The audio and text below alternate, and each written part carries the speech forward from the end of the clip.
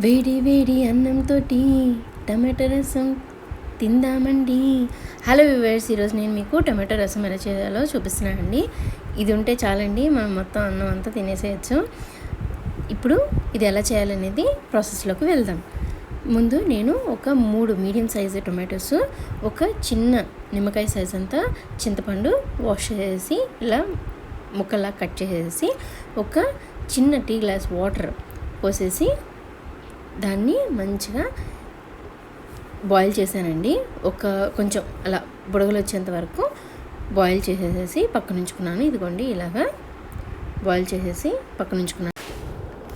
Boil అయిన తర్వాత మనం ఒక 2 స్పూన్లు సాల్ట్, ఒక 1/2 స్పూన్ వరకు పసుపు, ఒక 3 స్పూన్స్ రసం పౌడర్. ఈ రసం పౌడర్ ఎలా చేసుకోవాలనేది నేను మీకు డిస్క్రిప్షన్లో ఇస్తానండి. దీనికి సపరేట్ వీడియో చేశాను, చూడండి.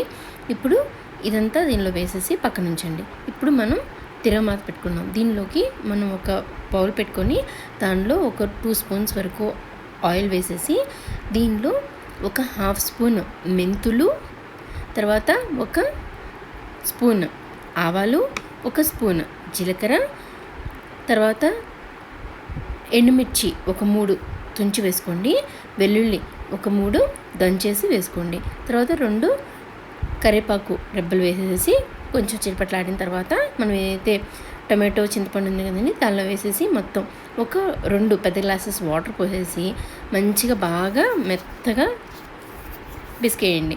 చూడండి, ఇప్పుడంతా నేను ఈ టమాటోస్ చింతపండు అంతా కలుపుతున్నాను. మొత్తం అంతా మనకి బాగా దీని లోపలికి జ్యూస్ లాగా వెళ్ళిపోతుందండి అంతా. తర్వాత ఒక 1/2 స్పూన్ వరకు సాల్ట్ వేసేసి స్టవ్ మీద ఉంచి ఇదిగోండి ఇలాగా బాగా తెల్లనిస్తున్నాను. అంతే అండి, ఎంతో టేస్టీగా ఉండే టమాటో రసం రెడీ.